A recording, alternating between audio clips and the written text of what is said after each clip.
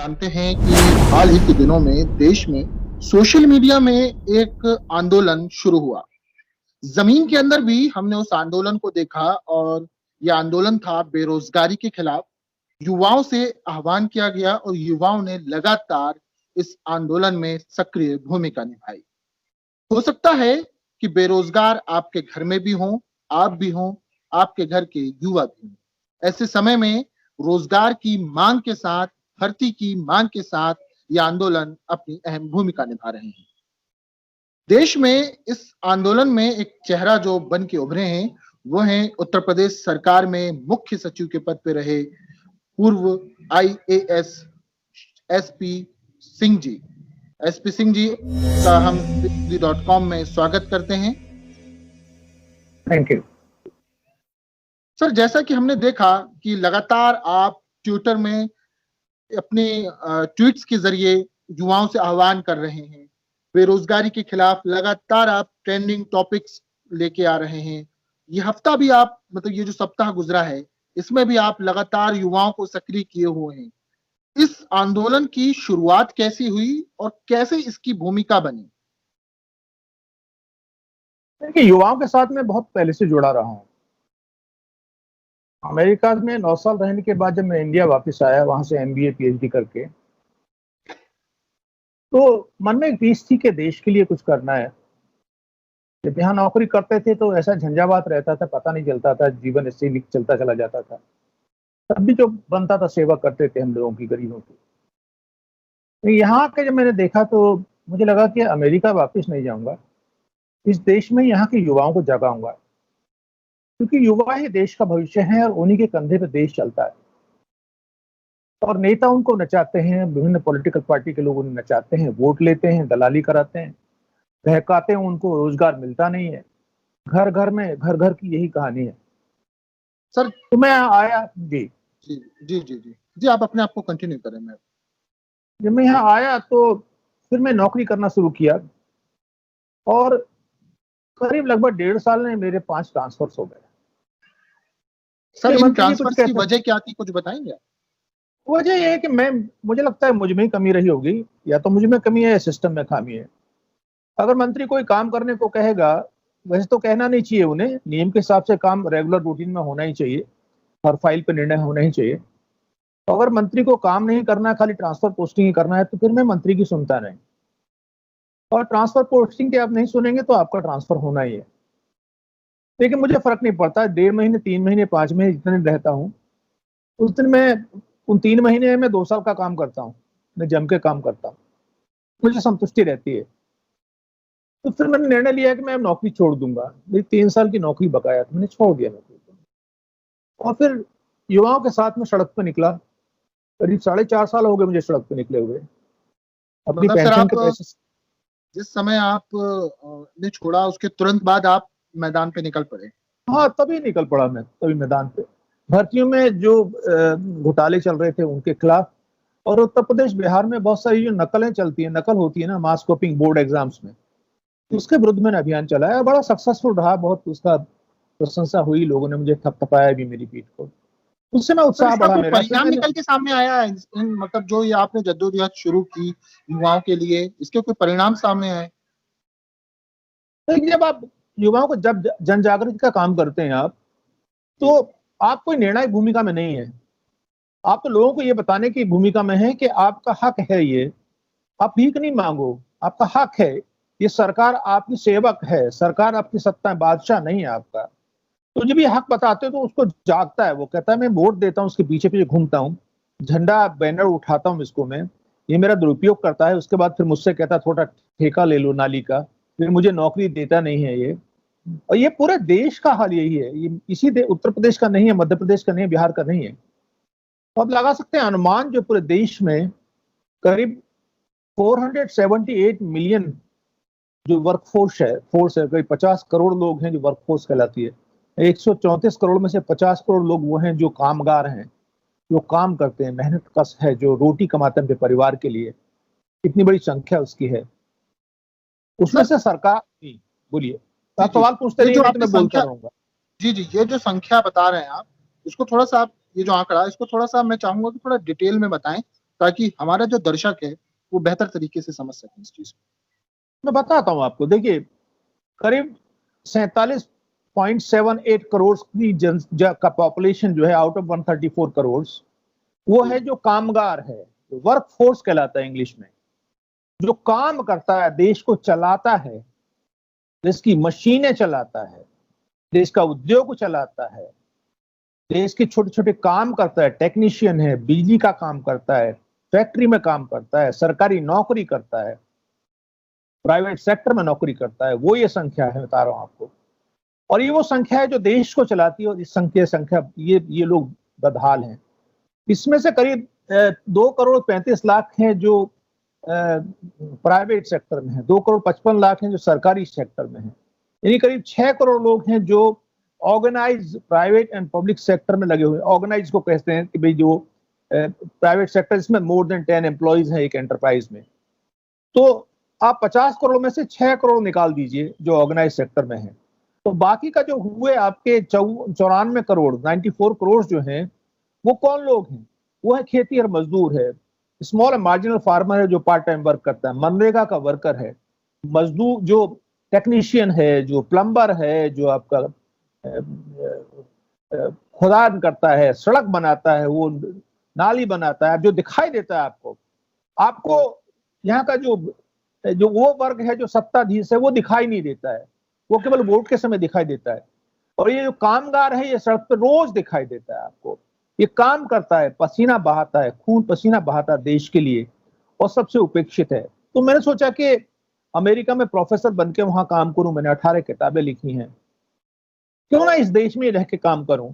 और वो संभव तभी है कि जब आपको ये सोचा हो, जैसे मैंने भी ये सोचा है कि जीवन का जो 10-15 साल एक्टिव लाइफ बची है, इसको समाज को वापस देना। समाज ने मुझे बहुत कुछ दिया है, 3 बड़ी नौकरियां दी मुझे, बड़े बड़े ओहदे दिए मुझे, विश्व बैंक में काम दिया मुझे अमेरिका में पढ़ने का मौका मिला दिया, मैंने किताबें लिखी, पेटेंट दिया, मुझे इतना कुछ दे दिया इस जिंदगी ने, ऊपर वाले ने, कि अब मुझे लगता है कि अब उसने अगर बनाया है तो आपको किसी मकसद के लिए बनाया है। और वो मकसद है आपका कि जो ऐसे लोग हैं जो उपेक्षित हैं, जो वो लोग हैं जिनको कोई सहारा नहीं, जिनका, उनको कुछ थोड़ा बहुत जागरूक ही कर दें, ताकि उनको पता चले कि आप मालिक हो। मालिक वो नहीं है चंद लोग जो धर्म के नाम पे, जात के नाम पे बांट के आपको वोट लेके कुर्सी हथिया लेते हैं। वो आपके वो मालिक नहीं है। कहते जरूर हैं वो मालिक, अपने आप को कहते वो जरूर है मैं मालिक नहीं हूं, लेकिन वास्तव में वो बन के रहते हैं मालिक, वो गुलाम बना कर रखते हैं लोगों को। तो मेरी सोच को आप ये मत मान के चलिए कि भाई कोई कम्युनिस्ट सोच है या कोई, ये सोच समाजवाद की सोच है। ये जो संविधान में लिखा हुआ प्रीएम्बल में, हमने कंसीव किया है कि सोशलिस्टिक रिपब्लिक हमारा देश है, हमारा सेकुलर देश है, जिसमें सब लोग मिलके चलते हैं, सबका कंट्रीब्यूशन देश में है, आजादी से लेके आज तक। उसको नकार नहीं सकते हो आप ये नहीं कह सकते हो कि भाई अब छोटा वर्ग है या वो तबका है जिसको जी जी। जैसा कि आपने कहा कि ये किसी एक, मतलब आपने पॉलिटिकल पार्टी का भी नाम लिया कि उसकी सोच नहीं, बल्कि एक समाजवाद की या सोशलिस्ट एक सोच है जो देश के संविधान में जिसका जिक्र है, आपने उसकी बात कही। मैं कहूंगा सर कि जिस विचारधारा की आप बात कर रहे हैं, क्या उस बेरोजगारी के साथ इस विचारधारा को नुकसान नहीं पहुंचा है देश में पिछले कुछ समय? पहुंचा है। सभी एक ही थैली के चट्टे बट्टे हैं, सभी ने लोगों को ठगा है। किसी ने जातियों को जोड़ा, धर्म को साथ जोड़ दिया।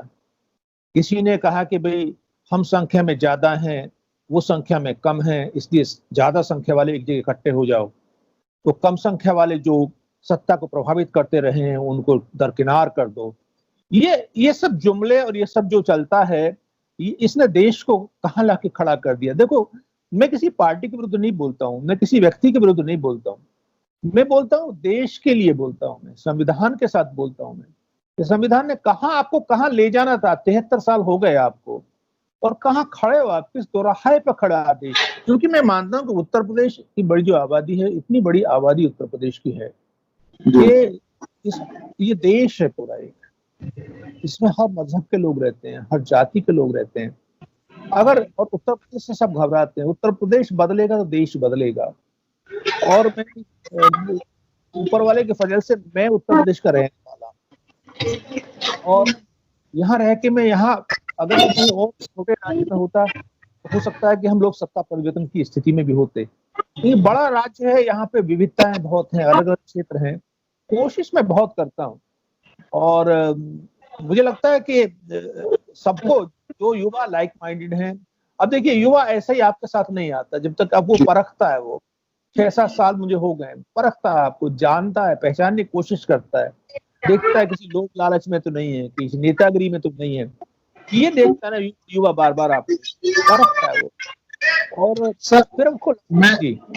मैं यहाँ पे आपको रोकूंगा, और रोक के मैं मतलब यही इसी चर्चा को आगे बढ़ाऊंगा कि युवा के बारे में कहा कि युवा, आपने कहा कि युवा परखता है, युवा देखता है, और तो ये बात जो आपने कही है, आपके इस आंदोलन में आपको इसका क्या असर नजर समझ में आया कि युवा कैसे जुड़े, कैसे साथ आते गए युवा, किस तरह से उन्होंने साथ देना शुरू किया, अभी जो आपने ट्विटर के जरिए जो शुरू किया? देखिए अभी इस वक्त कोरोना चल रहा है, तो फील्ड में आप वैसे तो जा नहीं सकते हैं, और मुझे लगता है कि पहले मैं फेसबुक किया करता था, और मुझे जो रेगुलर मीडिया है वो बहुत अच्छा कवर करता था। लेकिन जब ये सरकार बदली उत्तर प्रदेश के अंदर, जब योगी जी की सरकार आई, तो इस सरकार ने मीडिया पे पाबंदी लगा दिया। तो भाई सूर्य प्रताप सिंह तो ये हर सरकार में विरोध की बात करता है, हर सरकार में भ्रष्टाचार के खिलाफ लड़ता है, इसको प्रतिबंधित कर दो मेन स्ट्रीम मीडिया पे। तो सबको स्टैंडिंग ऑर्डर कर दिया इन्होंने कि मुझे नहीं बुलाएंगे चैनल्स पे। और फिर मैंने सोशल मीडिया का सहारा लिया, फिर मैंने ट्विटर पे लिखना शुरू किया। ट्विटर मेरे पास अकाउंट था 2015 से, लेकिन मैंने इसी 10 जून से 1.5 महीने पहले ही मैंने आरंभ किया लिखना। 10 जून को मेरा पहला ट्वीट है। जब इस सरकार ने पाबंदियां लगा दी, तो मैंने 10 जून को पहला ट्वीट किया था। मैं ट्विटर मेरा एक्टिव नहीं था, ओनली 2000 पीपल वर फॉलोइंग, मैं लिखता ही नहीं था उस पर। और 10 जून को मैंने पहला ट्वीट किया कि उत्तर प्रदेश सरकार कोरोना पे झूठ बोल रही है, कोरोना लोग मर रहे हैं, 30 लाख लोग आ चुके हैं, और आप कहते हैं कि हमारे यहाँ तो 4000 लोग ही संक्रमित हैं। और 11 तारीख को इन्होंने एफआईआर मेरे खिलाफ दर्ज करा दिया। तो कितनी एफआईआर हुई आपके ऊपर? मेरे खिलाफ 2 एफआईआर हुई हैं, और अभी भी पुलिस अभी गई है, थोड़ी देर पहले मेरे घर से ही गई है। सुबह भी आए थे वो, अभी भी आए थे, इसलिए मैं आपसे कह रहा था 5 मिनट रुक जाइए, कोई बैठा हुआ है जो मैं आपसे कह रहा था। तो वो बार बार कुछ नहीं है, केवल वो दिखाना चाहते हैं कि भाई हम तुमको देख रहे हैं, आप ये कल के लिए क्यों कर रहे हैं, प्रधानमंत्री का दिन है, जन्मदिन है। हमने कहा हम भी तो मना रहे हैं, हम शुभकामनाओं के साथ ही मनाएंगे, हम बस मनाने का तरीका अलग होगा। कैसे मना रहे हैं आप प्रधानमंत्री का जन्मदिन? ट्वीट कर हमारे रहे हैं देश के आप? प्रधान, हाँ हमारे देश के प्रधानमंत्री हैं। हमने युवाओं से ये कहा है कि बर्थडे धूम से मने, ताकि प्रधानमंत्री जब तक आवाज चली जाए कि हम आपका बर्थडे मना रहे हैं। और गरीब युवा है, 1500 रुपए महीने में वो कमरा लेके और पूरा खर्चा चलाता महीने का। किसान का, मजदूर के, छोटे मैकेनिक का बच्चा है जो पढ़ता है और एक कमरा लेता है, उसमें 6-6, 7-7 बच्चे कमरे में रहते हैं।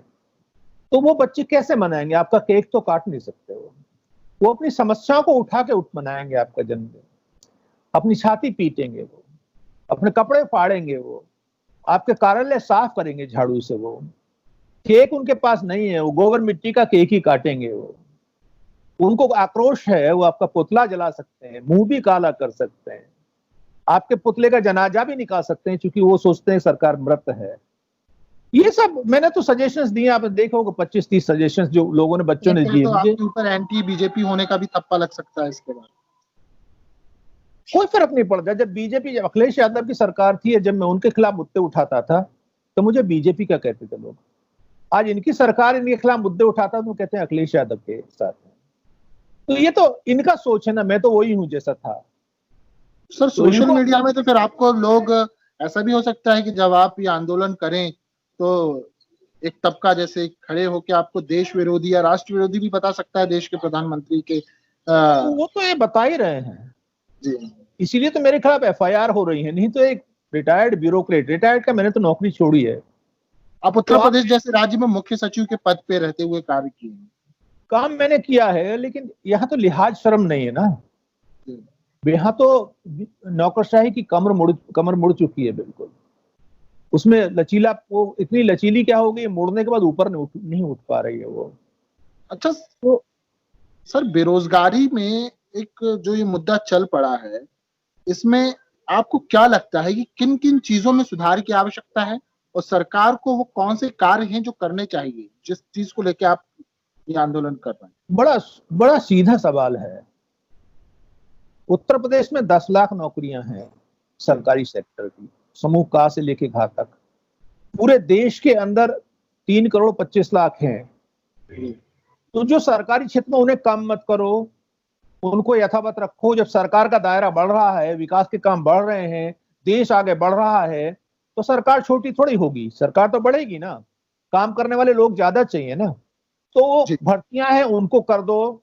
पहली मांग तो यही है हमारी। आपकी 4-4 5-5 साल से पीसीएस की भर्ती है, बाबू लोगों की भर्ती है, वो रुकी पड़ी है, कोई कोर्ट में है, सरकार करना नहीं चाहती। लेकिन कोई भी सरकार भर्तियां नहीं करना चाहती है। मैं हमको सब सरकारों को कहता हूं, उसका कारण है कि अगर मान लीजिए सपोज करिए 2000 पद निकले और 10 लाख लोगों ने अप्लाई किया और भर्ती कर दी सरकार ने, तो 2000 तो खुश हुए, बाकी 9,98,000 वो तो नाराज हो गए।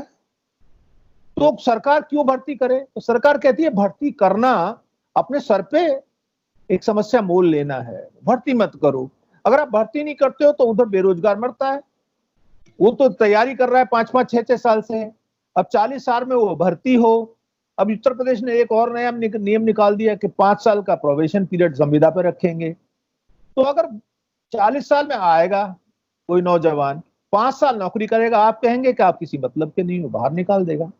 तो वो तो रिटायरमेंट से पहले ही निकल गया बाहर। तो एक ऐसी स्थिति बना दी है कि बच्चा करे क्या। तो मैं ये कह रहा था कि हमें वो नौकरियां पूरी भर दें, वो नंबर 1। नंबर 2, जो हमारे खेतीहर मजदूर है, जो 94 करोड़ लोग जो हैं, उनके संसाधन बताएं। आप कब तक मनरेगा से एक गांव में 2 तालाब हैं, कितना खुदवाओगे उन तालाबों को? क्या उनके पानी निकालोगे, कुआं बनाओगे? उसमें क्या मिट्टी का काम होता है, फिर मिट्टी भरती रहती है। तो ऐसे कार्यक्रम बनाओ जिसमें नेशनल रिसोर्सेज बने, जिसमें कुछ काम आए। मुझे ये कह रहा था कि आप उनको, जो बचे खुचे लोग हैं, उनके लिए आप एक्शन प्लान बताओ। मैं हर सरकार को कहता हूं, मैं हर विपक्षी दल को ट्विटर पे कह रहा हूं, हमारा साथ दो। चाहे प्रियंका जी हैं, चाहे अखिलेश यादव। ऐसे कौन से दल हैं जिन्होंने आपके समर्थन का ऐलान किया इन सब चीजों में? डरते हैं ना वो। मोदी जी का बर्थडे है ना, सीबीआई ना लग जाए पीछे, जी जी जी, ईडी ना लग जाए पीछे, डरते हैं ना वो। समर्थन अंदर अंदर करेंगे, अभी खुल के कोई सामने आएगा नहीं, हिम्मत नहीं है। टोपी झंडा पहन के नहीं आएगा कल के लिए वो। सब डरते हैं ना वो। हम कहते हैं आप टोपी झंडा पहन के मत आओ, हम तो मना कर रहे हैं उसके लिए। अब ऐसी समर्थन करो। और दूसरा ये कि ये जानते हैं हमारे साथ तो हर पार्टी का बच्चा जुड़ा हुआ है। मैं बच्चों से ये कहता हूं, आप वोट किसी भी पार्टी को दो, लेकिन रोजगार के मुद्दे पे एक हो जाओ। हम तुमको कुछ चुनाव में तो हम लड़ने नहीं जा रहे हैं, वोटर तो बनाएंगे नहीं हम तुम। सर एक बड़ा अहम सवाल मैं आपसे पूछना चाह रहा था, जो बहुत देर से, मगर चर्चा इतनी आगे चल पड़ी कि पूछ नहीं पाया। पीएसयूज का जो प्राइवेटाइजेशन शुरू हुआ, पब्लिक सेक्टर का जो प्राइवेटाइजेशन शुरू हुआ, इसको आप बेरोजगारी से जोड़कर कैसा देखते हैं? अब देखिए, डिसइन्वेस्टमेंट गवर्नमेंट ऑफ इंडिया की प्लान है। निवेश, जो जिसको कहिए हिंदी में डिसइन्वेस्टमेंट को क्या कहेंगे, लेकिन वो प्लान है जो पूर्व सरकार उसमें चला आ रहा है। ये सरकार उस पर थोड़ी अगुवाई कर रही है कि भाई आप एयरपोर्ट को अडानी को बेच देंगे, आप बीएसएनएल को इनको बेच देंगे, अंबानी को। तो सरकार जो हमारे अच्छे परफॉर्म करने वाले जितनी कॉर्पोरेशन थे, अंडरटेकिंग थी, उनको तो सरकार चलाए। नवरत्ना को तो चलाए, नवरत्ना को तो ना बेचे। अगर वो बेचेंगे तो क्या होगा, प्राइवेट सेक्टर में जाएगा। और प्राइवेट सेक्टर में आप जानते हैं कि वो अगर उसको 10 मजदूर की जरूरत है तो वो 5 से काम चलाता है। भाई सरकार की तरह थोड़ा ही है, तो वो तो रोजगार वैसे ही श्रिंक कर जाएगा आपका। तो सरकार जो ये कर रही है, ये कुछ लोगों को लाभ पहुंचाने के लिए कर रही होगी, लेकिन वो नुकसान कर रही है युवा का। अब युवा किससे कहे? युवा की बात अकेले अकेले जाएगा, कोई मंत्री नहीं सुनेगा, विधायक नहीं सुनेगा, कोई नहीं सुनेगा। तो मुझे लगता है कि युवा की आवाज बनना, मुझे लगता है मैं कुछ अच्छा काम कर रहा हूं, हो सकता है कुछ रिजल्ट उसका आए ना आए, उसकी मैं चिंता भी नहीं करता हूं। सरकार मुझे बंद कर दे, उठा के कुछ जी। कर दे, उससे फर्क नहीं पड़ता। सर, मैं आपका अंतिम मैसेज चाहूंगा इस पूरे मुद्दे पर कि युवाओं के लिए एक आखिरी मैसेज, हमारे दर्शकों के लिए एक आखिरी मैसेज, इस पूरे आंदोलन को लेके, कल जो आप करने जा रहे हैं उसको लेके, और आज के जो हालात हैं इस पे एक शॉर्ट और आखिरी मैसेज आपके। कल सत्ताधारी लोग जन्मदिन मनाएंगे, सब टीवी पे दिखाई देंगे वो, और हम फील्ड में दिखाई देंगे उनका बर्थडे मनाते हुए। ये एक तो ये फर्क होगा, उनका टीवी पे मनेगा, हमारा मैदान में मनेगा। दूसरा ये, चाहे मध्य प्रदेश है, बिहार है, जितने हिंदी भाषी राज्य हैं, क्योंकि मैं हिंदी में उन्हीं के लिए लिखता हूँ, इंग्लिश में इंटरनेशनल और साउथ के लिए लिखता हूँ, जी। उन सबको ये मानना पड़ेगा, लोकतंत्र में संख्या बल ही महत्वपूर्ण है। लोकतंत्र में तभी आपकी बात सुनेंगे जब इकट्ठे हो, आप एकजुट हो जब आप। तो कटिंग अक्रॉस पार्टी लाइन, सभी युवा, बेरोजगार युवा एक जगह इकट्ठे हो, एक साथ आए और कल के आंदोलन में अपनी शक्ति दिखाएं। उनको पता चलना चाहिए एक हैं ये लोग, सरकार आपकी बात सुन लेगी। और अगर तितर बितर रहोगे तो मैसेज नहीं जाएगा, सरकार नहीं सुनेगी, जैसे आपको दुत्कारना दुत्कारती रहेगी, क्योंकि सरकार के पास अभी लंबा समय बचा हुआ है ना, कुर्सी नहीं जा रही है उनकी। बहुत बहुत शुक्रिया सर हमसे बात करने के लिए, बहुत अच्छा लगा आपसे बात करके।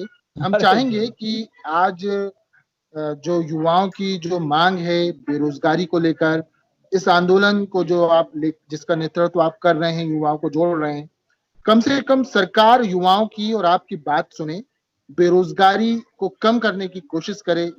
बहुत बहुत शुक्रिया सर, फिर मिलेंगे। जय हिंद, जय भारत।